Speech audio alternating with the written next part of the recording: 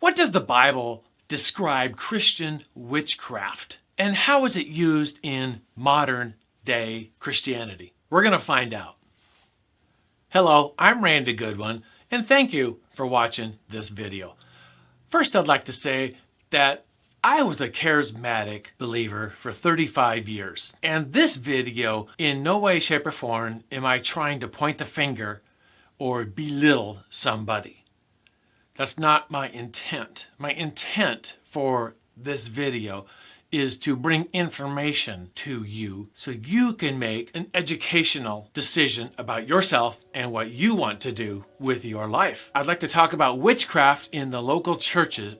That's mainly what I want to talk about right now. And that's in the charismatic type churches. When we see the scriptures, now we are responsible to change with the scriptures and follow the true Lord God and not on our own thoughts. So if you are taught something, now you're responsible to change. And there's a couple points I'd like to talk about here. 1, speaking in tongues. 2 is being slain in the Spirit. 3, women preachers. And 4, is being anointed or the anointing. So I'd like to read to you Acts 5:1. And it says, a certain man named Ananias with Sapphira his wife, that they sold a possession, and they kept back a part of it, the price, and his wife also being privy to it, and brought a certain part of it and laid it at the apostles' feet. But Peter said, Ananias, why has Satan filled your heart to lie to the Holy Ghost and to keep back a part of it in the piece of the land? Well, does it remain while it was not thine own, and after it was sold,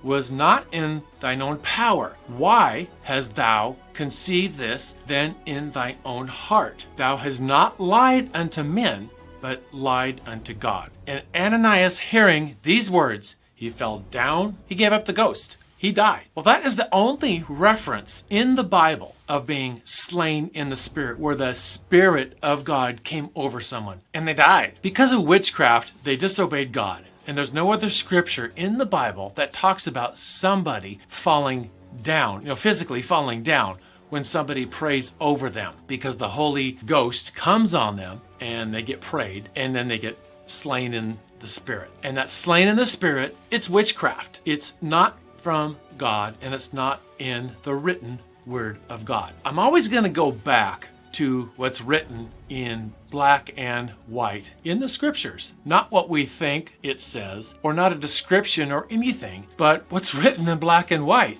and what it really means. You have to dig into the Bible to find out the true meaning. The Bible is the whole revelation. It is the revelation of God. And there's no more. And it's what's written in black and white. We can't add to it. We can't take away from it. And the slain in the Spirit is not in the Bible. It's a man-made philosophy. When a charismatic preacher gets up and he'll start talking, and they'll start doing what they call speaking in tongues, which is tongues of Baal. It's not tongues of the Holy Spirit. It is tongues of Baal is what it is. You see, Baal gave him over to a confused language. Tongues is a known language. You were born and raised, and the hearer will hear it in their own language that they were born and raised with. And that's the original Greek meaning of glossia. Satan is the author of confusion. God is the author of clarity and order and peace, not babble. What these people in the charismatic churches feel is this emotionally charged interaction with the guy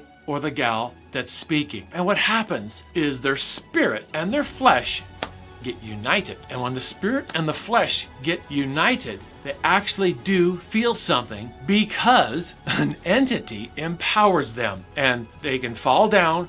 And when these preachers pray for masses, and they'll wave their hand and, all this kind of stuff, they'll do all these physically actions where, and then they'll pray and the people will fall down. Well, it's a form of Hinduism, and it goes way back to the ancient witchcraft practices. There is a martial arts form called 𝐸𝐷, and they do the same thing. They remove energy and they can give energy. And it's basically is what it is. It's called a psychic vampire. When they take energy from you and it give energy also. It's witchcraft. It's Christians being used of the devil and performing witchcraft. They don't even know that they're doing it. And yes, that's exactly what it is. 𝐸𝐷 is a form of Hinduism that does remove energy. It's an old martial art. Charismatics, when they do that, that's exactly what they're doing. And what's happening is, I used to be a charismatic, like I told you, for 35 years. I know the buzzwords that they use. I know the scriptures that charismatics are going to use. I studied all those scriptures, and I repented, and I renounced, and I went through cleansing of all I needed to do. And I got delivered of all those entities that were in me. And I can help you do the same thing. When you see the tongues of Baal, it is babble and gibberish, and you're speaking confusion, and you're giving your father, Baal, the glory. And that's who's talking through you. And you're talking to the mass and the church and all these people in there who are listening to your message. You're giving them Baal's message. There are a lot of women preachers and women doing this also.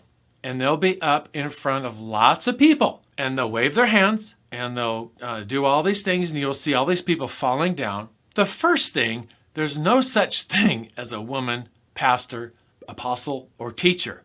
It's not in the Bible. It's not scriptural. It's not in the written word of God. The women that are up there doing that, for one, they're disobeying the written word of God. There is a place for everything, and there's a place of order. And Baal's first rule is do as thou will, and harm none. All these women preachers that are up there, they're teaching over the congregations. They're teaching over men, and it's what they want to do. And well, you might think of Deborah. Well, she was a judge, Well, Deborah, she never taught in the public setting, and she never had authority over men. She did all of her judging under a palm tree, and it was more of a civil disputes that she would settle between people civilly. She was more of a civil counselor. If you look it up and bother to research the scriptures in the written word of God, that's what the written word of God says. She was not this anointed prophet who spoke to masses and led mass people. The word prophetess means wife of a prophet. She was married to a prophet. That's what makes her a prophetess. The biblical term for Deborah is wife of a prophet. She is a wife of a man who is a prophet. Does it make her any less of a person? No. We just have different roles. That's it.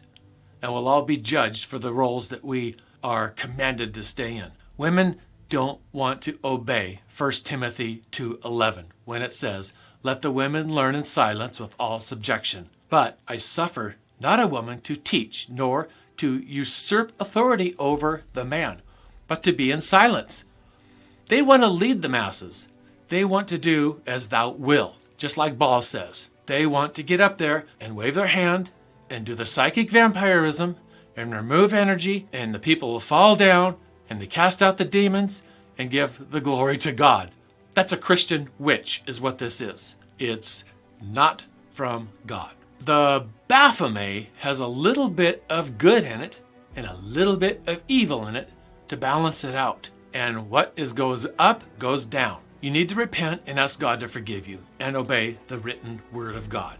What's written in black and white, that is our rule book, not what we think and not what all the supercharged feelings and everything says. We need to repent of our sin. And if you're in any of that, then you need to repent and ask God to forgive you and start obeying the written word of God, because that's where the blessings are and that's where they're going to come from. I'd like to read to you a scripture in the book of Revelation, chapter 22, verses 18 and 19. "For I testify unto every man that heareth the words of the prophecy of this book, if any man shall add unto these things, God shall add unto him the plagues that are written in this book. And if any man shall take away from the words of the book of this prophecy, God shall take away his part out of the book of life, and out of the holy city, and from the things which are written in this book." So, women, are you obeying the book of Timothy when it talks about this?